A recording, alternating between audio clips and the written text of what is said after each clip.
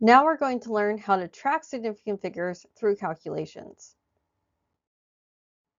In order to report an answer that properly reflects the precision of the measurements used, we follow two main significant figure rules, depending on the mathematical operations involved. The first rule applies to addition and subtraction. Since addition and subtraction are inverse operations, they share the same significant figure rule. Whenever we add or subtract numbers, the result must be rounded to the same decimal place as the least precise number. To understand why this works, think back to our definition of precision. Precision is related to how closely spaced the values are. Digits to the right of a number represent smaller increments and therefore greater precision. For example, tenths are closer together than ones, and thousandths are closer together than tenths. Because of this, precision increases as we move to the right in a number. This rule is often summarized as fewest decimal places. Let's look at an example. Suppose we are adding 120,010 and 219. In the number 120 and 10, the last significant digit is in the tens place because there is no decimal point written. In the number 219, the last significant digit is in the ones place, which is more precise. Therefore, the least precise measurement is the one that ends in the tens place. First, we must add the numbers normally. 120,010 plus 219 is 120,229. Since our answer must be rounded to the tens place, we round this value to 120,230. Now let's look at an example with smaller numbers. Suppose we are adding 1.209 and 0.8. The number 1.209 is precise to the thousandth place, while 0.8 is precise to the tenths place. Tenths are much larger increments than thousandths, so 0.8 is the least precise number. We add the values. 1.09 plus 0.8 equals 2.009. Because our answer must be rounded to the tenths place, we round this to 2.0. It can be helpful to draw a vertical line at the decimal place where the rounding must occur. Now let's look at the multiplication and division rule. Since multiplication and division are also inverse operations, they share a different rule. When multiplying or dividing numbers, the final answer must have the same number of significant figures as the value with the fewest significant figures. This value is often summarized as fewest significant figures.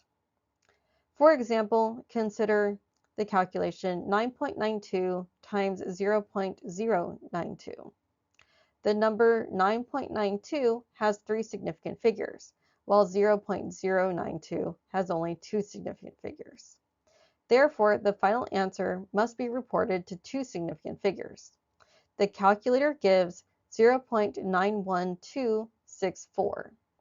Keeping only 2 significant figures, we retain 0.91. The next digit is a 2, which means we round down. The final reported answer is 0.91. Now let's apply these rules to mixed operations. When a problem includes multiple types of operations, we must first solve the problem using standard order of operations. Afterwards, we apply significant figure rules step by step, following the same order. Recall the order of operations: parentheses first, then exponents, then multiplication and division from left to right, and finally addition and subtraction from left to right. Consider the expression 0.98425 times parentheses 12.01 plus 1.3 times 10 to the negative 2. Typing this directly into the calculator gives 11.83363, but we still need to apply significant figure rules. First, we evaluate what's inside the parentheses. The value 1.23 times 10 to the minus 2 is written in scientific notation. So to apply the addition rule, we rewrite it as 0.013. Now we add 12.01 plus 0.0123 equals 12.023. According to the addition rule, we round to the least precise decimal place, which is 12.01. Is in the precise to the hundredth place, so we round this value to 12.02. The remaining digits are only used for calculations, not for significance. Next, we must multiply 12.02 times 0.98425. The value 12.04 has 4 significant figures, and 0.98425 has 5 significant figures. According to multiplication rule, the answer must have 4 significant figures. The calculated result from earlier was 11.823363. Keeping 4 significant figures and rounding down gives 11.83. Now let's talk about exact numbers. Exact numbers come from counts or definitions and have unlimited significant figures. They do not limit the precision of a calculation. For example, suppose we are asked how many seconds are in 3.54 minutes. The value 3.54 minutes has 3 significant figures. The conversion factor, 60 seconds per minute, is an exact definition and has unlimited significant figures. We calculate 3.54 minutes times 60 seconds per minute equals 212.4 seconds.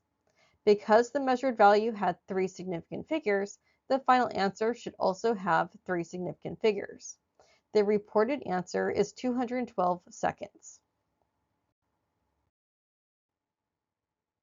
Now let's work through 2 practice problems involving volume calculations. First, we use the displacement method. A graduated cylinder containing 30.2 milliliters of water. After dropping in a metal bar, the water level rises to 37.2 milliliters. The volume of the metal bar is found by subtraction. 37.2 minus 30.2 equals 7.0 milliliters. Because both measurements were precise to the tenths place, the result must also be reported to the tenths place. The volume of the metal bar is 7.0 milliliters. Next, we calculate the volume using dimensions. A metal bar has dimensions of 3.80 centimeters, 2.36 centimeters, and 0.80 centimeters. Volume is calculated as length times width times height. 3.80 centimeters times 2.36 centimeters times 0.80 centimeters equals 7.1744 centimeters cubed. We count significant figures in each measurement. The first 2 values have 3 significant figures each in the measurement, while 0.8 only has 2 significant figures. Therefore, the final answer must have 2 significant figures. Rounding 7.1744 to 2 significant figures gives 7.2 centimeters cubed. Now let's try a mixed operation density problem. A graduated cylinder initially contains 20 milliliters of water. After adding a metal bar, the water level rises to 27.2 milliliters. The mass of the metal bar is 54.5822 grams. First, we calculate the volume of the metal bar. 27.2 milliliters minus 20.0 milliliters equals 7.2 milliliters. Both measurements were precise to the tenths place, so the result is correctly reported as 7.2 milliliters. Next, we calculate density using density is equal to mass divided by volume. 54.28 grams divided by 7.2 milliliters is equal to 7.5809 grams per milliliter. The volume has only 2 significant figures, so the final answer must also have 2 significant figures. Rounding gives 7.6 grams per milliliter.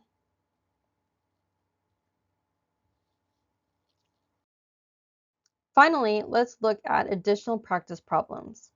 For part A, 106.7 grams plus 0.25 grams plus 0.195 grams is equal to 107.145 grams. The least precise value is 106.7, which is precise to the tenths place. After adding and rounding correctly, gives 107.1 grams. For part B, 35.45 milliliters minus 30.5 milliliters is equal to 4.95 milliliters. Because the least precise measurement is precise to the tenths place, we round to 5.0 milliliters. For part C, 10.01 grams minus 0.35 grams divided by 1.224 grams. That is equal to 7.8848. First, evaluate the subtraction inside the parentheses. 10.001 minus 0.35 is equal to 9.651. According to the subtraction rule, this value is precise to the hundredths place, so it becomes 9.65. Now divide and apply the division rule. 9.65 divided by 1.224. The numerator has 3 significant figures, and the denominator has 4.